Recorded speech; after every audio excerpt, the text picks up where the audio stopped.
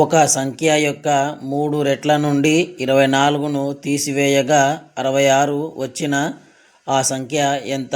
So ఒక సంఖ్య తెలియదు కాబట్టి ఎక్స్ అనుకుందాము. దానికి 3 రెట్లు అంటే 3x అవుతుంది. సో ఆ సంఖ్య నుంచి 24ను తీసివేయగా అంటే -24 = ఎంత? 66 వచ్చింది. నెక్స్ట్ 3x = 24ని అవతలకు పంపిస్తే 66 + 24 అవుతుంది. నెక్స్ట్ 3x = 66 + 24ను కలిపితే 90. సో ఇక్కడ x విలువ కనుక్కోవాలి కాబట్టి 3ని అవతలకు పంపిస్తే 90/3. సో 3 × 3 3 × 9 0.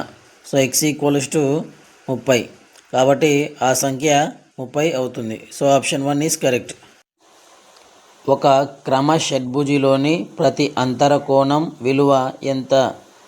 ఒక షడ్భుజి యొక్క భుజాల సంఖ్య 6.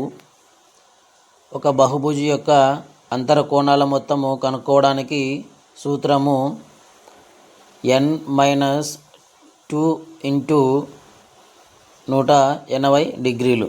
ఇక్కడ n అంటే భుజాల సంఖ్య 6 -2 × 180 డిగ్రీలు.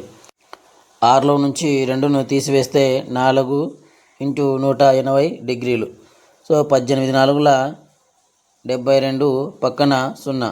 సో ఒక షడ్భుజి యొక్క అంతర కోణాల మొత్తము 720 డిగ్రీలు అవుతుంది. ఇప్పుడు ప్రతి అంతర కోణం విలువ కనుక్కోవాలంటే కోణాల మొత్తము బై భుజాల సంఖ్య కాబట్టి 720/6 అవుతుంది. 6 × 1 6, 6 × 6, 6 × 12 పక్కన 0. సో ప్రతి అంతర కోణం విలువ 120 డిగ్రీలు. So option 2 is correct.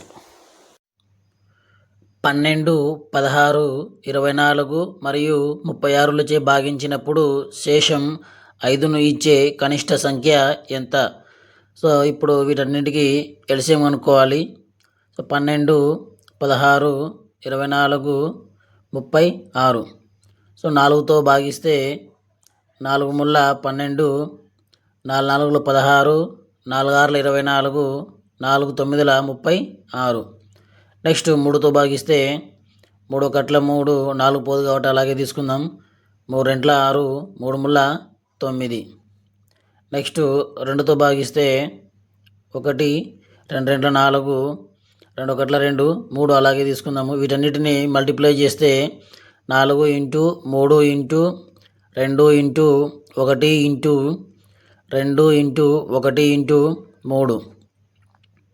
4 × 12 12 24 24 24 24 48 × 3తో గుణిస్తే 3 8 24 3 4 12 1 2 14.